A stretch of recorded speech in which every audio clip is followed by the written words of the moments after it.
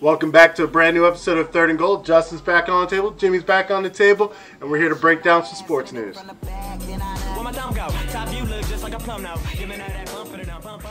So let's just, let's just talk about the elephant in the room.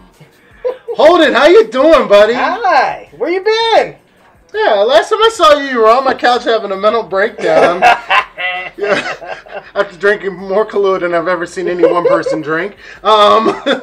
What's going on, buddy? How you been? You want me to respond to this? Yes, I want you to respond. It's been 2 weeks. We've been waiting. I haven't seen you in a month. Come on now. Where's the energy I'm at? going to say this real clear. Oh, shit. First of all, there's no shame in winning an NFC championship. Secondly, fuck both of y'all. Third, Jared Goff shit the bed and was a deer in the headlights the whole game.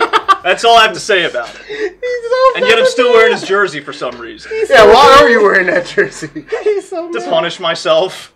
So you like self-punishment. Okay, you're into some weird kinky stuff. That's cool. Better luck next year? Do you think you'll be back? You guys think you'll be back next year? I mean, you got to go for it, am I right? That's true. Well, welcome back. Welcome back, You weren't getting away from that shit. You can stay gone as long as you want to. Yeah, ready. Yeah, we've been waiting. We've been waiting. But go ahead, sir. Let's talk about some other news. We'll digress from Super Bowl talk because the Super Bowl was about 2 weeks ago. Mm-hmm. So let's talk about usually the end of the Super Bowl. It means a long, dry period of any NFL action outside of, front office activity, drafting and free agency, which is fun for us. Right. We love it. But usually there's no games until this year. Oh, yeah. That AA. Let's talk about the AAF. Now, AAF, for those that don't know, is a new football league that, at least in their minds, thinks they can compete with the NFL. Right. The American Alliance Football. Yep. It's interesting, actually. I got a chance to watch a few games. It was, me personally, and just because I'm a dick, I'm going to say it. It looked like, probably those automated Madden teams that they create where you really can't edit them too much. That's probably what it was. But I was impressed. And then you stop and think, these are guys that wouldn't typically have gotten time in the NFL. Right, and usually it's a combination of players that were waived, practice squad players, undrafted free agents, or you have veterans that have their careers have dwindled away and they're trying to revive them. One of the teams recently just re-signed Jamarcus Russell out of nowhere. So it's kind of like, what is he trying to do? So it keeps it interesting, keeps you on your toes. I don't think it will compete with the NFL. I think the AAF, to me, is something for the off season, for one, and for two, is giving NFL scouts and GMs a second look at some of the players that may not have been able to play, and maybe opening up new opportunities for people and second chances. And if you get cut, you were a good player. You got cut based off the numbers, and another team can finally see your talent played out on the field instead of practice on the pads. And you're fourth string. You're not going to see any time in the preseason anyway. I think it may be a good compliment, but I like the route that they're going, and it seems like it's more physical than NFL, and they let them play. There's not a whole bunch of bullshit no kickoffs. with it. I think I read that there was no kickoffs. From I didn't see any. Didn't see any. They go for two. Yep. A lot more hitting, and we'll get to that at the end of this. Will. But this coming from a guy that played in Division III sports. When you go into a Division III school, you're not going there for anything other than to just have fun playing your sport. You're probably not going to go pro. Now, there are a very few limited players. Actually, Austin, Tennessee, a guy that went to Stevenson actually got picked up by the Vikings. I think he got cut, actually, though, in that preseason. But he was still on their radar because he was that good. Right. And there are Division III players that are that good. But very few actually make it to the big leagues. Right. Now, you got to think, Division II, a little bit more people are getting that look, the Bowie States, and, you got the Division I AA's like Delaware and Towson and other schools. But those guys don't always get a fair shake. Right. The AAF, I think, is that answer. Right. It's that answer to baseball's farming system in their minor leagues. Right. The answer to the NBA Overseas League, the D Leagues, and, what the NBA has for their system. The NFL doesn't have that. Right. It's either you were good in college or you get nothing at all. They used to have it. And they used to have European football. European football. They did. You know, there's some players that came from there. James Harrison played European football. I think he turned out to be pretty good. So, this okay. could be, this could be one of those things where, again, it gives second looks and maybe some of the people get picked up in the NFL. You know, it's running for, 8 weeks or so, I want to say? Yeah, I believe they only have, 8 teams. Yeah, 8 teams. It's not big. It's probably about the same size as that. Well, let's be clear about something, though. These guys are not even really trying to compete with the NFL. Right. In fact, I heard there's something in the works where the NFL Network's going to show some of their games. Oh. So that shows you it's moving more towards a partnership where NFL is kind of endorsing them as hey, they're going to be our farming system. Right. I think that'd be a good move, too. I was actually trying to find a team to follow, actually. I'm like, you know what? It seems like something that I should be supporting, something that we'll probably be covering over the next, few months, however it is on. I looked into Salt Lake. They have the most BYU football players, and that says something probably about BYU. Their quarterback is Josh Woodrum, who, if Ravens fans don't remember, was that camp on that we always had for the last 3 years. He was just always there, and he's their starting quarterback. So it was kind of cool, those guys that, I remember watching Josh Woodrum during the preseason that year. He was there, and I was like, man, this kid's good. He's out there balling, and now here he is getting an opportunity to show off what he can do. Threw a touchdown to Jordan Leslie. Yeah, there you go. And there's a few players from the Steelers. They're on Birmingham Iron, I do believe. I think one's Terrence Garvin. He had a few big hits out there. So, again, he was cut because he was a fifth-string linebacker, and, now he's out there and he's showing he can still play. And maybe some second opportunities will come from this. So, we'll see. Hopefully it's a good farming system, and second chances come in all ways, shapes, and forms, and we're about to start digging into another second chance with Kareem Hunt getting picked up by the Cleveland Browns on a 1-year veteran minimum deal. Is he even old enough to be a veteran? 22, 23 now. What? If you're not familiar with Kareem Hunt, he was ultimately cut by the Kansas City Chiefs for domestic abuse, which was on tape of him kicking a young lady. It's the NFL starting to piss me off with a few of their ways regarding how they handle when players are fucking up.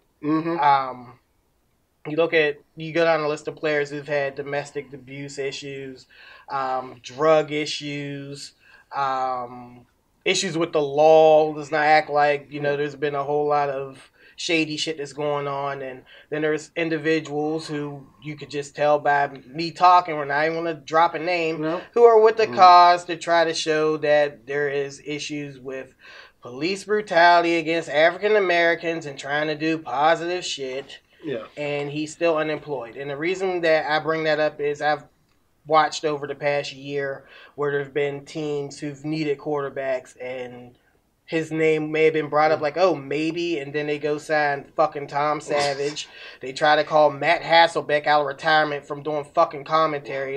There's reasons why these people shouldn't be in the league. Yeah. Colin Kaepernick, now that I did drop his name, did go to a fucking Super Bowl.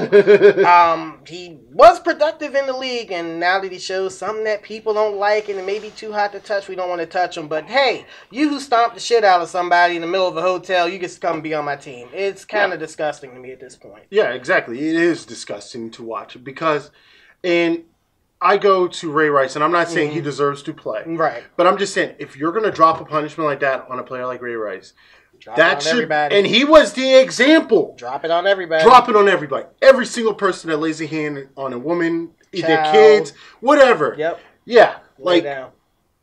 Done. Lay it down.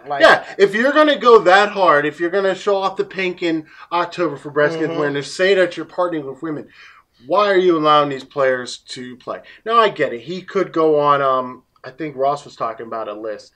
The exempt list? Yeah, the exempt list. And he'll be suspended, obviously. And he's going to be suspended, but here's the thing, how long is he going to stay? He's still getting a paycheck. Regardless. Yeah. So, food for thought. I mean, off that and on to will he be an impact for the Browns? Maybe. Yeah, I think they have 7 running backs. If you look at Kareem Hunt, Nick Chubb, Duke Johnson, might be missing somebody.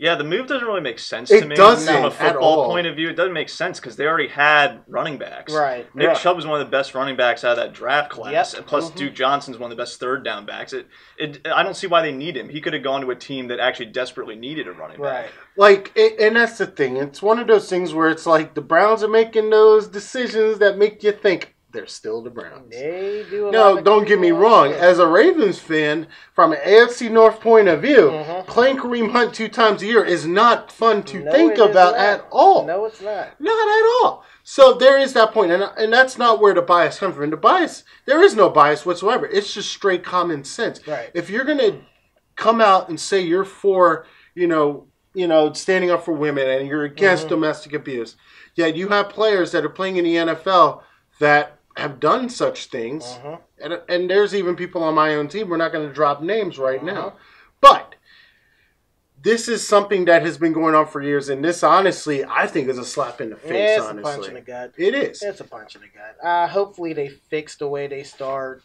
handling business and dealing with people, and we'll see what happens from there. And one thing that, on to another topic, there was some news that dropped today that directly affects me that I was getting a little bit of razz about. Antonio Brown requested his trade. Yeah, I did get a little emotional. Yeah, Jesus. Am I happy? Yes. Am I sad? Yes. But I want my team to have peace because he's been a fucking hell on wheels for the past 2 months, not showing up, fighting with the teammates. Then he hates everybody. Then he's releasing shoes. Then he blondes his mustache. Are you going to quit crying on my camera, bro? I'm sorry. I'm not crying. Let's get down to the facts. The guy wants a trade. And where's he going to be? That's the question. Well, the one thing that he kind of fucked himself, Pittsburgh has control over him because he's still under a 3-year contract, so it's not like he has power over this. So it's going to come from a decision from the front office, and I'm betting since he's been such a dick, he's not going to go where he wants to go. Pittsburgh's going to find who's the highest bidder, and that's where he's going to go. I mean, he's going to have to deal with it. I think, honestly, at this point, and this is just from someone that's from the outside looking at it, I don't have a dog in the fight, couldn't care less where he goes, honestly. I don't think he cares. From the way he's acting, he just wants to go. He could go anywhere. He could go anywhere. Play anywhere. He could. He's one of the best receivers of our generation. He's like this Easily. generation's Jerry Rice, you could even say. Yeah. I think he's still got a number of years left to be productive. Yeah. So it's a question of Who wants to pay up? is he going to go to a contender is the real question. Yeah. And that's where it comes down to. Now, again, you have front office pettiness that could play a part in here. Yep. And he may go to a team like Miami. But then again, when you have him going to a team against like Miami, now I can't say the same for what they did against your team, but you're going to be playing the Patriots, who doesn't have the best pass defense.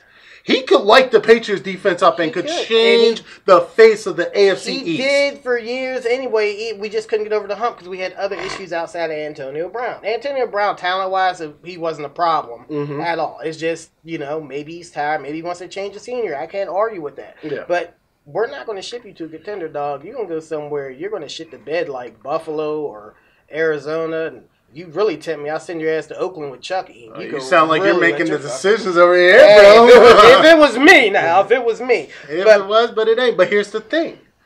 Again, you have a receiver as dynamic as him who can get open, who can make big plays. As long as the guy can throw longer than 30 yards, you got a good shot at probably changing the way that league looks. But I'll throw it to you like this, too. Do you think he's a product of the system? Because look at some of the receivers that have come out and they've talked shit and left.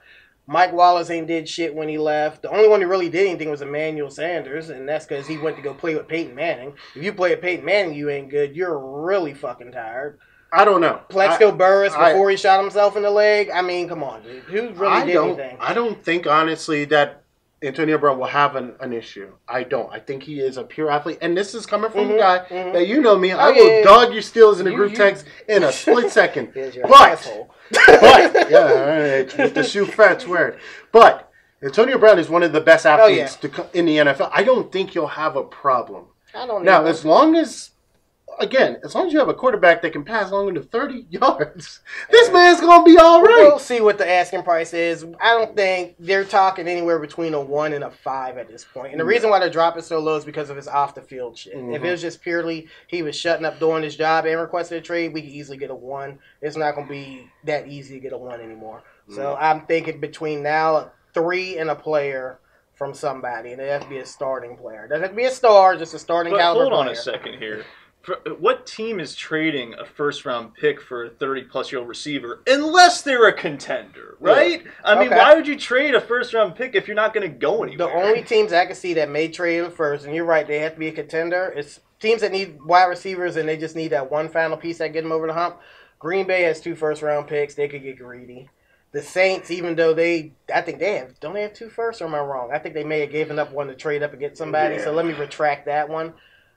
So what, Green Bay, Oakland, and they're not a contender, but they have all the capital in the world with all the trades they finessed this offseason.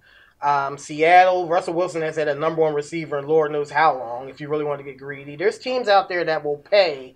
Just if it's a 1 and there's no good receivers coming out of the draft, I will throw that 1 for 3 years on them. A team like Seattle, who was almost there. That's what I'm saying. They had. And Russell Wilson throwing to Antonio Brown? Russell Wilson throwing... Who's he thrown to? I don't know. The last play he had behind him was Marshawn Lynch. Like, that's like, you're giving... In my opinion, Russell Wilson is a very versatile quarterback. One of the best. Probably top 10. Yeah, easily. So you give him a top 10 receiver? Or first, if he wants out. Yo, your Rams are in danger if that happens, bro. You better pray that don't happen. Yeah, I feel like we kind of went off a tangent on this. Yeah, sorry, we went along to free agents. I'm sorry, I had to bring that up because it happened today. Yeah, you got real emotional, but we're going to bring it back. Talk about fucking Russell Wilson. Now I know why he's mad about that. Is Justin awake? Well, good morning, sunshine. As we know, we're in the offseason. Free agency and the offseason starts March 13th. And there's some key guys who I look up. There's a lot more than I picked, but due to time's sake, I picked probably my top 5 favorites I see coming out. Probably some notable names from different positions. And, we look at players like we already talked about Le'Veon Bell. Just shoot me now because we know that the Baltimore fans are drooling for him to come to Baltimore. But got my NFL.com order ready. He's going to have a huge market regardless of anybody out there. Earl Thomas coming off an injury. Seattle did him dirty. They should have just paid him. He's probably one, if not the best safety in the league. He's easily top 5. Yeah. But he's getting up there in age. That's the one thing. It's kind of like he's a little bit. I think he's 28, 29. So you're at that weird mark. But there's been safeties who played over 30 who still played at a high level. To me, he could go anywhere. He's plug and play almost any team. Ronald Darby was like a stud for me playing on the Eagles. Playing that cornerback spot. He played really well. Even he had some injury concern. I think last year he dislocated his ankle last year, and this year he did something of the other. But when he is on the field, he has the potential to be heavy. The wild card, even though I see him getting re-signed by the Texans, is Jadeveon Clowney. Yeah. If he were to leave, there's 31 other teams that will want Jadeveon Clowney in any of the colors. And he's going to get paid. Yeah. He's going to get paid. And especially... And again, also, Jadeveon Clowney is a commodity for the Texans, who I don't think he's going to go anywhere. The way J.J. Watt has been getting injured lately, J.J. Watt has been injured. He played 1 full season this year for the first time. He did. But I think injuries are in the back of their mind. Yeah. And they need that pass rusher. If they have the money, they'll pay him. But I think if Clowney says, I'm out and I want to get paid, somebody's going to pay him. Yeah. Mark Ingram, also on this list. Interesting to me. Interesting because he's been around forever. He's only like 26, 27? He's only 27? Yeah, he's been on the Saints forever. Maybe that's what he's like. Dude, I thought he was like way older. He feels like he's 35 and years again, old right he's also competing for snaps with Kamara and, of course, with the crazy offense they got with Taysom Hill stealing short yardage snaps. It's wild down there. As a running back, it's a tricky place to be if you're a second back. It's a shitty situation, but Mark Ingram will have a market because... He's times good. That get touches, good. He was productive and good. So if you give him 16 games starting with half the teams in the league, I think he'd be productive, and he's going to have a market too. I think every week going on, I might dig up a few more players we could break them down and see how we feel about them. And watch. Up until we get to that point, because on March 13th, all hell breaks loose. It's a free fall. Yeah. Now, my thing is, and this is something I was thinking about. So you have Mark Ingram, who's a younger running back, and then you have Bell. We're gonna go local for a second, if you don't mind. I know you don't want it, but let's try. Go ahead, bro. Which one makes better sense for Baltimore? If Baltimore was to pick a run, because here's the thing about Baltimore: And again, you're going to see Ross in our episode of Charm City Beat this week. He's getting ready to go on camera as we speak. And he brought this up. We've been messing around with undrafted free agents, guys that wouldn't have got a chance probably anywhere else. And it's time we find a star. It's time we have a feature back, especially with the offense the Ravens run, where that run play option, it's insane. If you have a feature back there, you don't know if you're scared because you don't know if Lamar Jackson's going to take off for 20 yards in a split second or if they're going to give it to that guy. Whoever. Because here's the thing. There's no telling. Again, our running back situation is 1 year they'll have a great year, and next year they'll. Yeah. And Alex Collins, I love him, but I know he's probably gone. He's gone. If it were me, and this is me taking the bias out, honestly, if you bring in a dynamic player like Le'Veon Bell into Baltimore with Lamar Jackson, Lamar Jackson would have outlets, whether it's the run game, receiving game. Le'Veon Bell could play slot receiver. Le'Veon Bell is probably the most complete back in the NFL when he plays and isn't all this bullshit. But knowing the Ravens, I think they would do a Mark Ingram because they're not going to want to throw $80 million at a running back. I think it comes down to money. I think it really does. I think if you're asking like in a vacuum, not taking into account money, who's better? We know it's Bell. Yeah. But you also look at the fact that the Ravens with Jackson, he made Gus Edwards look like a great exactly. Gus like a practice squad dude. If you get some So you plug a Mark Ingram in there, that's all you really need. Yeah. And if you really want to be an asshole, there's a few running backs who you could draft in the first round that would have probably the same potential as Mark Ingram without having to come out of the pocket too much. Yeah. But knowing Baltimore. But here's the thing, and this is something that I've had to take out of my mind. This isn't Ozzy's Goodwill Hunting football front office anymore. That's what I'm saying. This is a different front office now. But the dude was groomed underneath Ozzy. It's true, but I have hope, and I have an inkling that this is going to be slightly different based on now again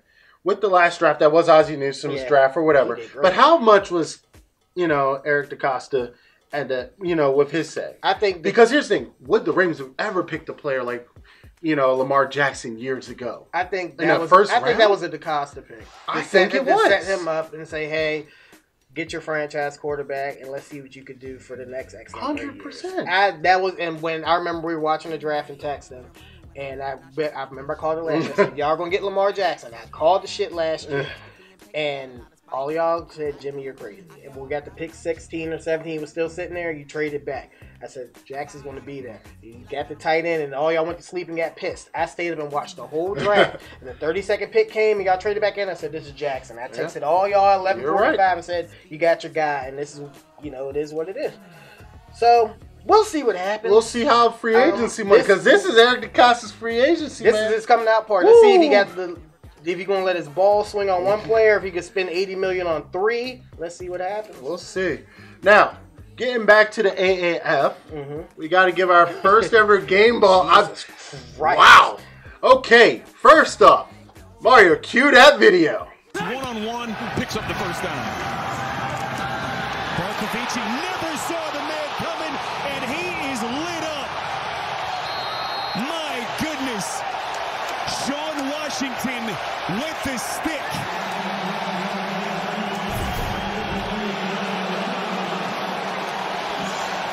This has been the issue with Barkovici. Awareness and ball security when pressure comes in the pocket. Wow, he was completely blindsided. He had no idea. Well, Washington put together a heck of a game a week ago or 2 weeks ago in the practice game. Sean Washington came out there and hit that man like it was Madden 2005 with the hit stick. The helmet went flying. The ball went flying. The quarterback's soul went flying. He needs some milk. Whoa! He needs some milk. Sean Washington, linebacker for the San Diego Fleet. He actually was on the Minnesota Vikings and was waived in 2008 in March. Where did you come from? He came off the edge. That's where the hell he came from. And, yeah, game ball to you, bro. Like, wow. I think that's the hits that the NFL misses. That's the hit every NFL fan misses. Yes, because we all stood up and screamed, "Oh shit!" That, if you didn't, then you ain't watched that. When that happened, I was like, "Oh, y'all playing football? Okay." You want to see a Maybe dead he's body. hoping it's the hit that gets him back on an NFL. You never know if a hit like that, it might. And I'm guaranteeing you, if he comes out in the next couple weeks and lays some more wood and starts making plays like that, somebody's going to get a little. I mean, it is, and this is a crazy thing about it. The quarterback and the announcers were saying virtually like, "This is why that quarterback is the NFL." Yep. He had no pocket awareness whatsoever. Nope. You don't let a man come in the pocket and smack you like that, bro. Shame on you. He got hit by a truck. Oh, I need to put on some. Oh, Yeah, I need man, some ice packs just thinking about that. God damn, my whole body hurt just thinking about that. Like, chills. I mean, the helmet went flying. I didn't even know helmets could still go flying like that, man. I thought it was a decapitation. That took me back. I was like, oh, he is dead. Yep. But yes, the AAF is here. Not back. Never been here. They are here, and I'm curious to see what happens going forward. I'm curious about the free agency. We will have free agency coverage. We will have draft coverage. Just because the NFL season is over doesn't mean football isn't over for us. And also we'll be covering a ton of other sports here. Now, whether you're watching on ThisIsLitTube.com or YouTube, stay tuned for so much more. Don't forget to like and subscribe and share. Take care.